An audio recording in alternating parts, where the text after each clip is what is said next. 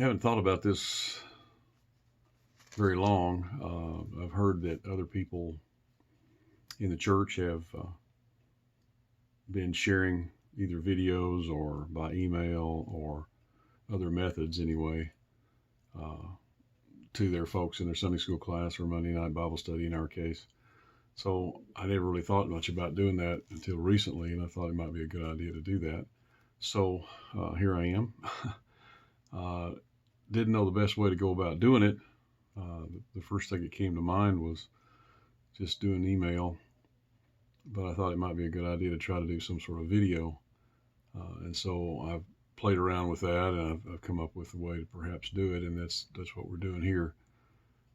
What I want to try to do is do an upload, another video for the Sunday school class, and then do a video for the Monday night Bible study, and go into Romans, of course, for Sunday school, and Philippians for Monday night Bible study. But not do the complete lesson, just to keep us in touch and to talk about some of the things that we've been going through here the last few weeks. I wanted to do that in this video to just introduce that and have, let you hear from me what kind of thoughts that I have about this. But then go on and go to the other videos so that we can touch on the Bible studies that we've been doing. Everything's fine with us. Mary and I are great. We don't have any difficulties, nothing physical. Age has a lot to do with it. We do have some problems with that, but we're doing fine otherwise. We have missed being with you guys for lots of different reasons. Of course, we miss the fellowship. We miss the ability to share and laugh together. But I thought by doing this, we'd at least touch base and kind of give us a tide over until we can get back together again.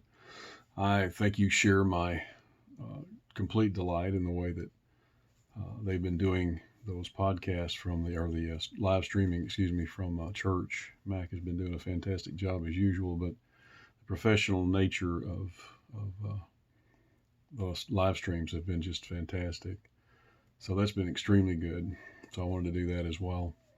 What I've done here is I have created this YouTube channel and named it the same thing as my website, Sapiens Hall. Sapien meaning wisdom and knowledge.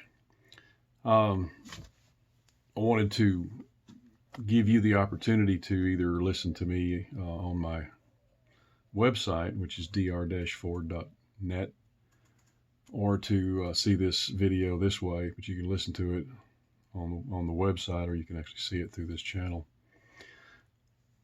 What I wanted to do too is just briefly discuss the kind of stuff that we've been going through, not to diminish in any way this coronavirus nonsense from the standpoint of the medical danger that it is, because it is a deadly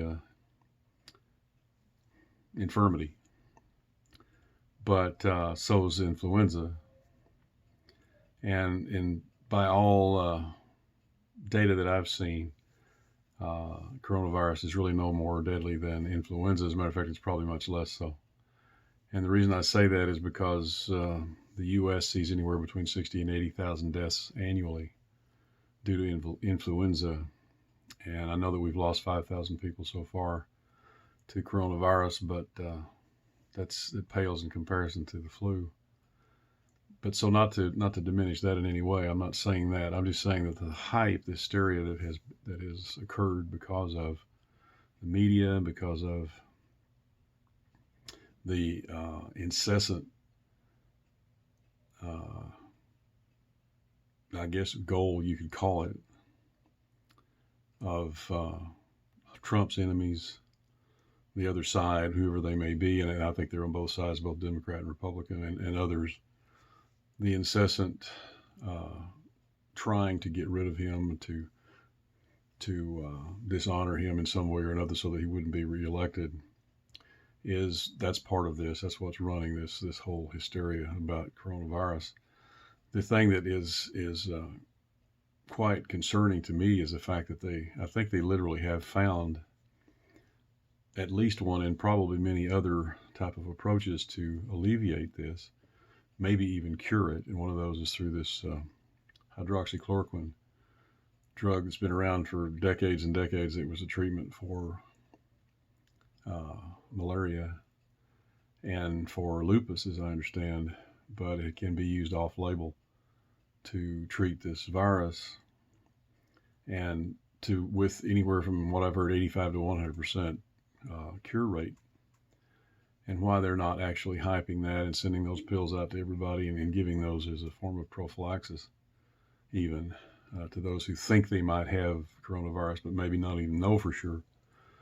I think that would just be the thing that would knock this down quickly. But understand, again, that I don't think they want to knock it down quickly from the standpoint of who is behind all of this. They want to keep this in the news. They want to keep this as a constant cudgel against Trump. So we are all suffering because of that. I mean, we've come to the point that, there are certain places, like, for instance, Japan has controlled this completely, and they have shut anything down. Their business is thriving. Everything's thriving in Japan right now. And there are other places in the world that they're beginning to do that. I don't trust China in any way. They say they're doing that too, but I don't think that's necessarily true. I don't trust anything they say. Obviously, they are the communist Chinese, not the people themselves. The people that run the country are that way. So they're not to be trusted. The Chinese people, I'm sure, are fine. I have no difficulty with that. But the Chinese have used this as some sort of a weapon. And anyway, we don't need to be trusting any of the numbers that we hear from them. But again, my point is to say that I think we are overreacting to many of these things. I think we will see in the not too far distant future, perhaps by Easter, maybe soon after, a real easing of what we've been going through, an easing from the standpoint of things returning, at least beginning to return to normal.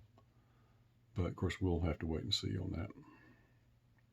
I do believe, though, that we are all just fine as long as we practice the kind of cleanliness that we should be practicing anyway to avoid getting the flu. We should be doing the same thing with this. I don't think it's any more than that. So anyway, having said all of that, I just wanted to say that we missed you guys. We want to get this going again just as soon as possible, getting back to normal, getting back to Sunday morning services, Sunday evening services, and Monday night Bible study, and looking forward to that greatly. So I'll leave it at that. So remember that we'll post these videos on the Sapience Hall YouTube channel and on my website, which is Sapience Hall as well. It's dr-4.net. And you can either listen to them on that website or you can go to YouTube and watch me. So let's see how it works out. So let me know what you think. We'll see you later.